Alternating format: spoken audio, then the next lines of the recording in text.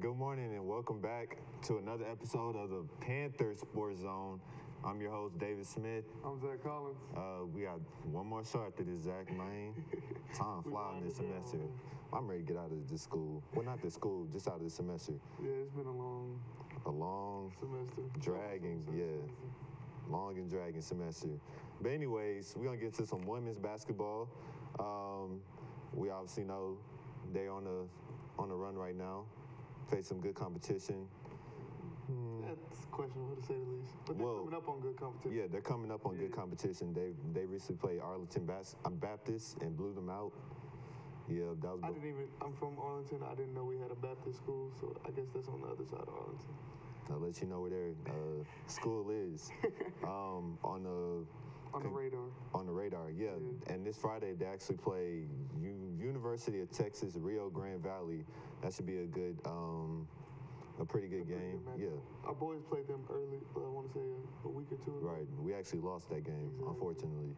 So that tells you we actually have some competition. It's not going to be one of those NAIA schools where we just blow them out. Right. So that's a game we should be looking forward to see where we're going to stack up as far as in the SWAC goes. But I think you have some other basketball news to talk about. Oh, you're talking about the men's? Yeah. Men's HBCU. Before we get to that, though, it was actually early signing for volleyball and basketball.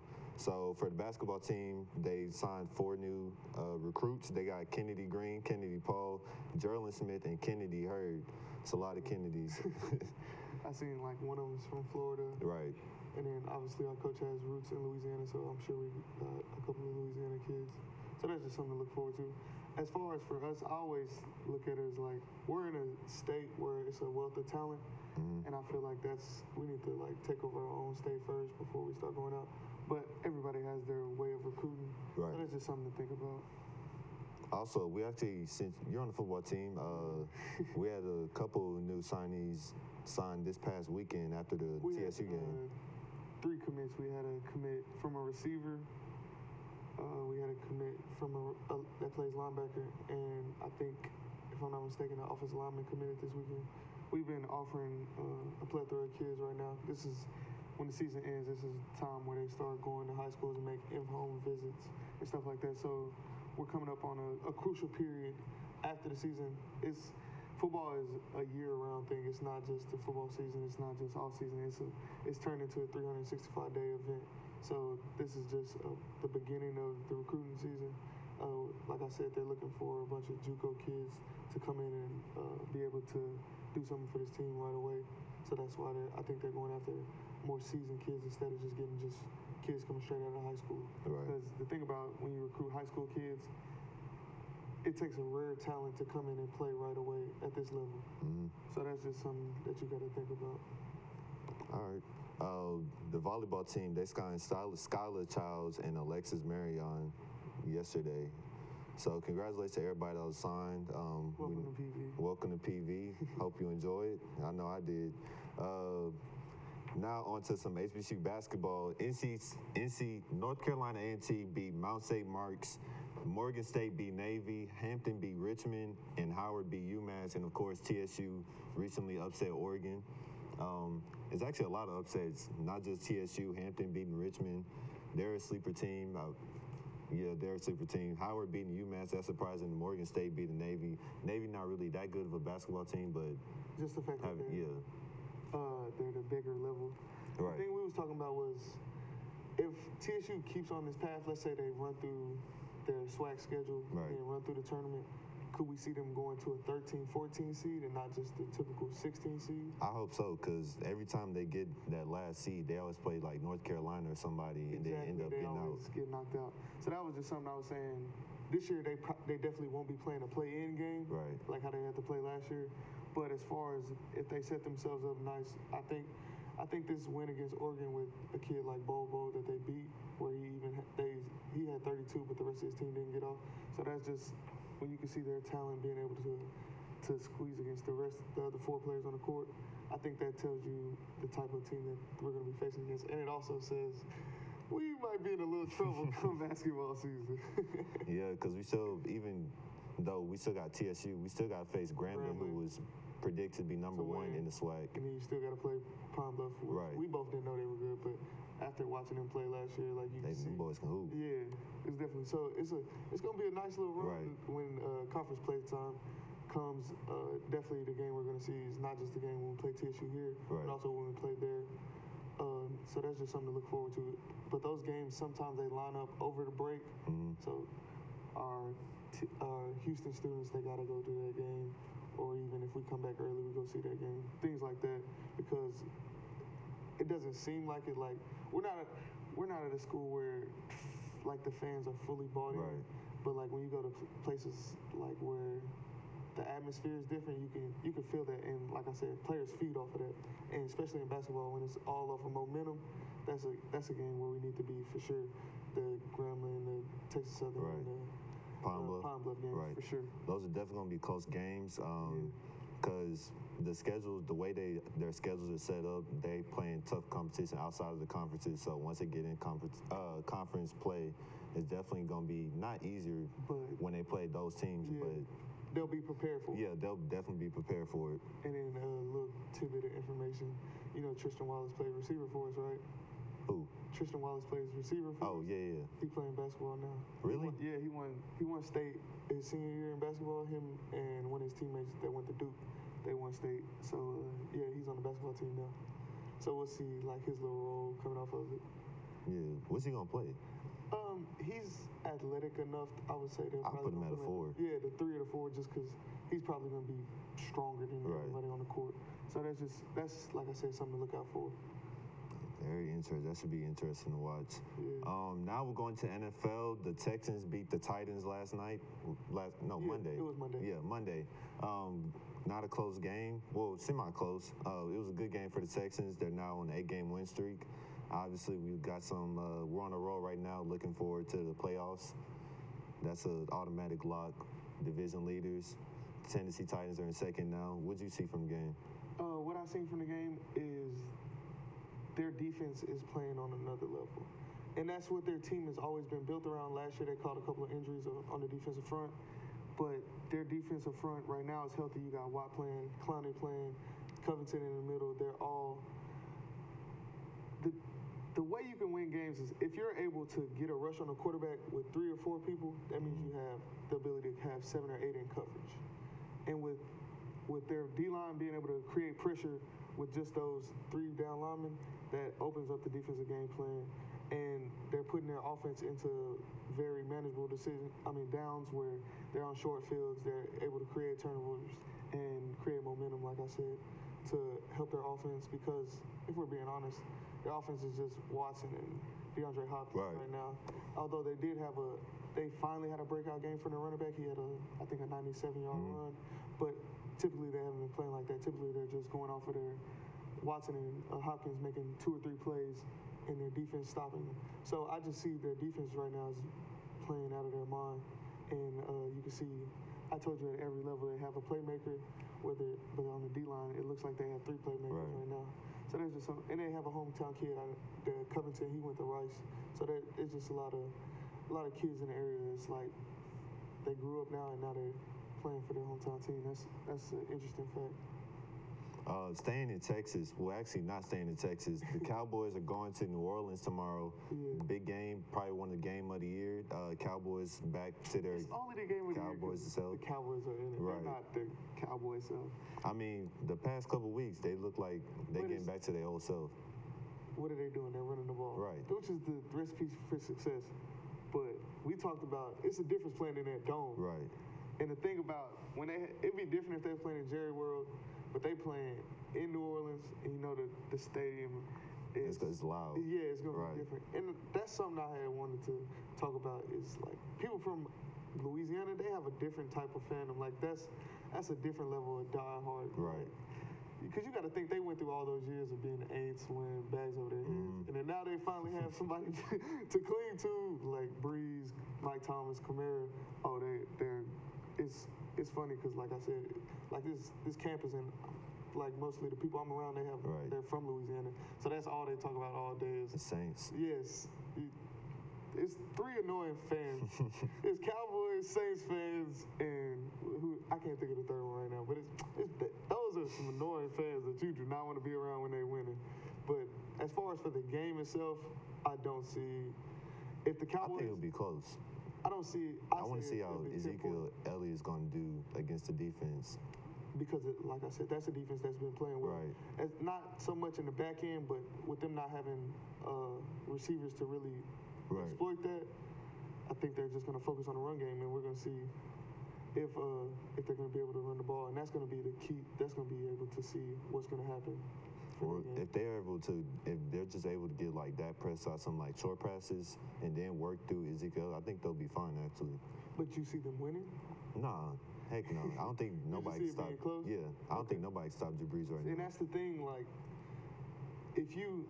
we've seen New Orleans play the Rams. Right. And that's the most high-powered offense. That's the closest thing to Sean Payton's offense as far as like being able to play calling, disguising everything he's going to do, but it's still simple. Mm-hmm. The thing about the Cowboys offense is let's say the Saints get the ball first, it's 7-0. And the Cowboys have a 3-and-out, and it's 14-0. They can't keep handing that ball off. They gotta throw. Right. And when the game is on Dak Prescott's shoulders, he can't throw. He's not coming through in the clutch for you. When it gets out of his hand, because that's not in his arsenal to do.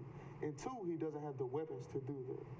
With Jason retiring, they haven't really found a tight end that they can lean on.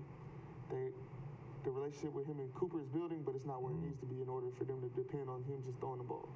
So and you can see the total opposite where you can't name me somebody out of Mike Thomas that Drew Brees is throwing to, right? But he's getting the job done, and he's a different type of quarterback. That's why he might not win the MVP this year, in my opinion. He shouldn't. But as far as going down as top 5, top 10 best quarterbacks ever play this game, oh yeah, he's definitely up there. Yes. Because the thing about a good quarterback or a great quarterback is they make the people around them better. Yes. In the last game, every receiver had a touchdown. Exactly. A bunch of no names. Exactly, like Tommy Lee Lewis. Right. The kid is like 5'5". Right. Nobody knows who he is. That's his first catch, first touchdown. And then I can't even name the rest of his receivers. Now he finna get a contract after the year. Exactly. So it just you can see the level of quarterbacks. You can see people that are game managers and game changers. And we're definitely not going to put Dak Prescott in the game changer. No. As far as it all depends on who gets the ball first, how big the deficit is early, because that's the other part too. A lot of teams, when they get up, they're not the type to like put their foot on their neck. The Cowboys? I'm saying other teams. Oh. When they get a lead, they're like they relax. The Saints are trying to score as many points as possible. You've seen that when they put up the 50 against Cincinnati, they were just downright disrespectful. But it's like, that's the type of team they're facing. So if they get behind, and that's what I didn't bring up. DeMarcus Lawrence said that when you put your foot on, he cussed a lot, but he was basically saying once you knock people out of their game, and they're not used to scoring in 40, 50 points, they only keep them to 20, that gets them out of their focus. And I think he has too much dip on his chip. As far as I don't think that's happening. Like he's the best player on the Cowboys defense, yes. But he doesn't have 10 people around him that's going to help him. And that's going to be a problem because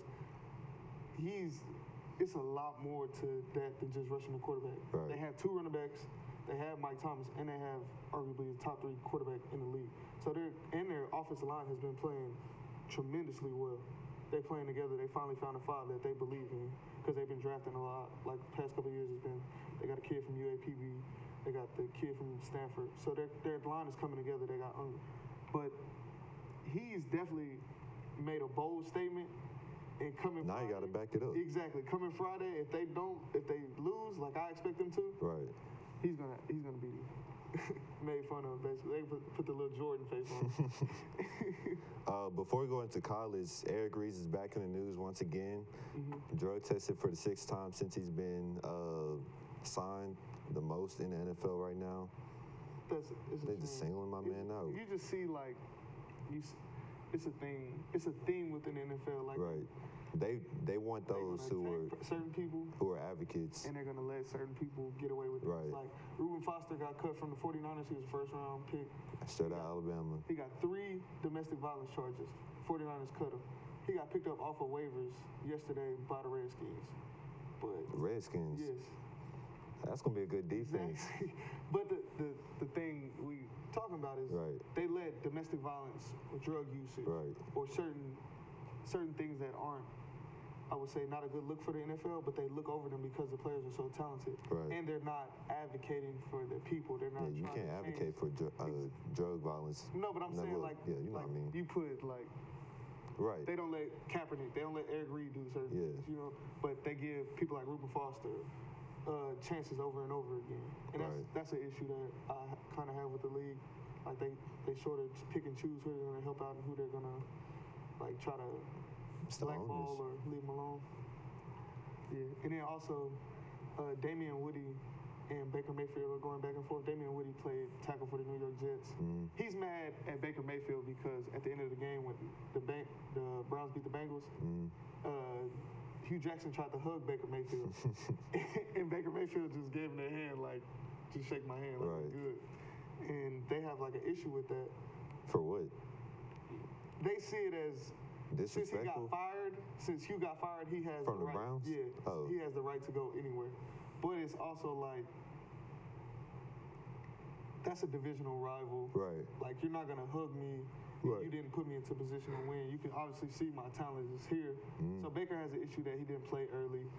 But their Damian Woody issue is that Baker went to Texas Tech, and then he transferred to OU. What does that have to do with now? Exactly. It's just tit for tat things. He was basically like saying Baker Mayfield can't point the finger at Hugh if he did the same Dang, thing. grown men, bro. It's a lot of just more like trying to create content to talk Right. about rather than it being a legitimate issue. But I could understand why Baker Mayfield was like, nah, we ain't really hugging. Like we're not that close. Like you didn't fully believe in me like how you Right. said you did. So that's his issue. All right. It's now conference play, Big 12 championships, it's SEC championship. OU facing Texas. Let me tell you about how That's gonna be a soft good game. the University of Texas is. Okay, we all know Texas symbol is this. Right. And OU symbol, since I've been alive, has been this. Right. This happened 20 plus years for the most part. This weekend, OU can't do this horns down Right. because Texas said it was like disrespectful or demeaning to them. That's the whole point. This is rivalry. This is Right. college football. Like you have to be a different type of person to play this. Like normal people don't get to do this. Like, Right. and that's something outsiders will never understand. Like people talk about it, but it's a lot that goes into this. So if the only thing I can do to show you, like, if I can't, because I can't berate you with a mouthpiece in my mouth. Like, Right. I can't do that. Like, I can't really talk to you because you can't see what I'm doing. My helmet, my face is covered. So if all I can do is this after I score a touchdown, Right. let me do this. Like, it is so soft, and I Right. hate that so much. Like, the culture has just changed to where everything is just a problem. And this is supposed to be fun. Like, it's jokingly. It's not like they flicking them off. Like, it's just, this is your song. We don't like you. We're going to do the opposite of your song. And that's everything's going to be okay. But You know, soft when they started flagging us last game after celebrating every touchdown. exactly. Like, you can It'll see be like simple the ref stuff. would just walk in Yeah. like the middle of the celebration. So Yeah, like, it'd they- be, "Hey." yeah, like Dang. I just don't You like can't the, even enjoy yourself no more. they don't want it to be fun. Like even they had like little rules like we can't wear long shirts under our jerseys, like we can't pull our pads up like our parents. Like it's just certain things like they want to do to like put you into this little box and make sure like you play the game the right way because these old people who are watching and feel a certain type of, and that's not okay. Like this game is not for Right. Yeah, this They're game not even playing no more, so exactly, it don't like, even matter. This game is for the people who are in it and like Right. enjoy it and like they're not doing anything maliciously. And that's my biggest issue with Texas is like you can see videos of them like making fun of the other team or like they did their own thing. Like even the issue they had with Baker Mayfield last year when he stuck the flag in Ohio State's field. Like he's doing it fun. Like it's not to embarrass you or anything. Like it's the game. When you win, you can do whatever you want. But now all of a sudden you can't put your horns down. I was like, oh, you're gonna win by 21. Yeah, they're not. Texas not. It's not gonna be It's close. not gonna be a repeat. It's not gonna be close. Another game is LSU and Alabama. This one has a lot of Georgia, stuff. Alabama. What'd I say? Georgia, he said LSU. Oh, I don't know why LSU on my mind. But yeah, Alabama and Georgia, just like the Oklahoma game, has a lot riding on them. Oklahoma at number 5, Georgia at number 4, and Alabama at number 1. Mm-hmm. I got Georgia. Well, I don't have Georgia, but I have it. Alabama's gonna win by a field goal. See, that's the thing. And their kickers suck. You think so? Yeah, their kickers are definitely terrible. But it all depends on the player Tua. Tua, he hasn't really had that Heisman defining moment because, like I said, he doesn't really play into the fourth quarter. And even when he does, like, time he did have to play into the fourth quarter, they were playing the Citadel. Like, they went in at halftime 10-10 with the Citadel. That tells you they were more focused on who they don't care about that stuff. They're not worried about that. But they always do that. They always play these FCS opponents late in the season, and their defense is terrible, and Nick Saban goes off. And that just that spurs them into another way of, like, they just step their game up another notch. So, for this weekend, let's say Georgia does win. I don't want that to happen simply because they're going to put both of them right back in the playoffs because there's nobody in America that's going to argue that Alabama is not a top 4 team in the nation.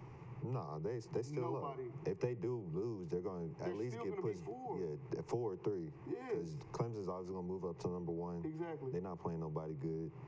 Notre Dame, I say it's probably going to stay. Independent. So they don't play they don't nobody. Have a conference championship. So they're going to stay. Yeah, that's kind of going to hurt them, but they'll be at number 4. The thing that hurts them too is they played USC last week, and USC is a 6-6 team, and that game was close, and it shouldn't have been that close.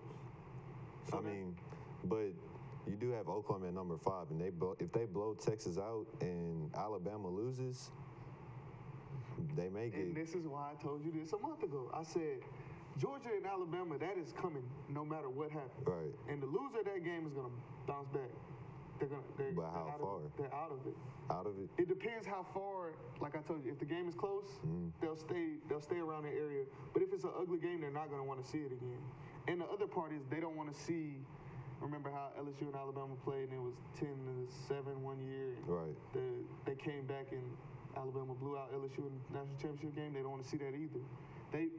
The matchup they've been trying to get for years is see Oklahoma versus Alabama, and that's what they're trying to make happen. So it's lining up for it to happen. The only thing is Oklahoma has to make a substantial victory, and Alabama or Georgia, whoever wins has to win by at least 10 points, which I'm going to say the latter on that is Alabama wins, obviously, over Georgia just because with them being so young. Who? Georgia? Yeah, it's a difference. When you're in a situation where you're not used to winning, it's not the same culture as, we done won 5 of the last 10 national championships. Like, right. We go to the NFL every year. Like, it's a different type of mindset. Georgia sends people to the NFL, but they don't win. Right. Alabama wins, and that's the difference. They're just now coming back. But Kirby Smart he's definitely turned his program around to being in that conversation. And usually Nick Saban's disciples, they don't never fully give him a challenge. This one's a little thorn in his side. So that's just something to think about as far as the game. Alabama win by at least a touchdown, I say. And, you're going to go to the playoffs. But we got to talk about that on Friday, too. Because I'll be closer to it. Yeah. Right. All right, so let's go to NBA now. Celtics not being the team that everybody thought they would. Kyrie Irving, Jason Tatum. You got, who else? Jaylen Brown, Gordon Hayward, Marcus Smart. Egos crept into that locker room. Yeah, I think so. Egos definitely crept into that locker room. I mean, Kyrie's still Kyrie. He's still going to be the same Kyrie person. That's the thing. When you're a player that can play by yourself, like, right. You're used to being able to manage this fame, Kyrie's, he's won a championship, so he's used to manage expectations, all of that.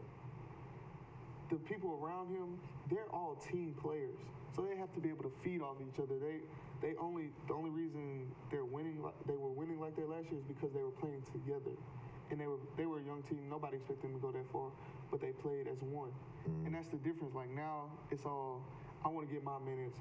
I need to get my money. I'm trying to do this. I'm trying to do that. It's I, and that's not a recipe for success, especially not in this offense. Like Kyrie is Kyrie. Kyrie's gonna get his 25. Kyrie's gonna do somebody once a night. Like it's just gonna happen. Like that's just his game. Like he's that more ahead of everybody on his team. But whenever you're worried about the next man and what he's doing and what he's getting, that's the issue that has entered that locker room. Right. I feel like, especially with me being a fan, like you can see when a team isn't playing together, you can notice that because everything's not flowing. Right. Same with the Wizards. Bradley Beal, he just spoke out like a week ago, talking about he can't deal with this no more. And losing just makes everything magnify. Right. Like, I can understand. We had that losing streak in the middle of the season where it's everything that they let slide when we was winning, nothing could happen now because they feel like that's the reason we was losing or that's the reason why everything is happening to us. And it wasn't. It was just now that we're not winning, so winning is not covering up. Right. So that's the biggest issue. So those two teams like that where they have the talent, but they're not a team. It's a bunch of individuals, and individuals don't win team sports. They always say if you want to play individuals, go play tennis or golf. Yeah. Hey, sleeper point guard for like the last 5 years, ever since this man's came in the NBA, is Kemba Walker, having an MVP year finally. Somebody, please get Kemba Walker out of Charlotte. Dude been cold since he had that step back at UConn. Yeah, UConn is my favorite men's basketball program. Really? Because of him. Like, I don't know. You got to think, like, you in 7th grade. That's when they had Jeremy Lamb too. Yeah. That's when Jeremy Lamb was in his prime. Yeah, that's a pivotal time. Like, I had just started watching the tournament, like, football. Like, I always been to football, but not basketball. And they won the Hawaii tournament coming into the season. Then they won I think they was in the Big East. They won the regular season, and they won the Big East tournament. And then he just going off in the NCAA tournament. But no, it's for him. He just needs to get out of Charlotte. Like, you can see the tower, but there's nobody around him. Right. Like, I think that was Jordan's probably like his best pick was him. Yeah. But after that, or before that, he hasn't done anything. So he hasn't really.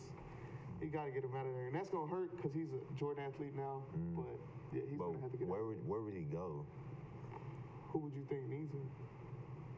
I think he could play with Anthony Davis in New Orleans. That would be a nice combo. But they already have. Is he young?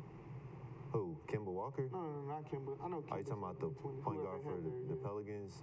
Yeah, he's young. Drew Holiday. Okay. Yeah. They don't. I'm definitely taking Kemba over Drew.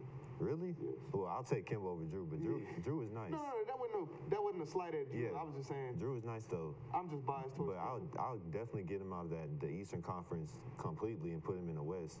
Or if he's gonna go 10 deep at point guard though. That's fine. That's fine. No, not really. They only got Stephen Curry, Damian Lillard, Chris Paul. Who else? You're not gonna put Lonzo in that conversation. I'll trade Lonzo, Kuzma. I'm not trading Josh Hart. I'll trade Lonzo. For Kemba Walker, I would. I'll trade Lonzo and B.I. But you a B.I. guy. I'll trade him though. For Kemba Walker, I'll trade him because we still got Rondo. Exactly. Put him in somewhere like that. I was gonna say New York, but the Knicks. Yeah, I can see it. Him and Kristaps, that'll be a nasty duo. Especially, I think it'll be cheaper than having to pay Kyrie. Right. I feel like his contract won't be as big as Kyrie, so you can still get Kemba and get somebody else. I mean, but New York Knicks, max deal, but Knicks might get KD though after the year. You never know. KD he just like attention. He just likes KD? Yes. Yeah. He just likes attention. He wants him to be the main topic of conversation. Yeah. He needs to get a brush.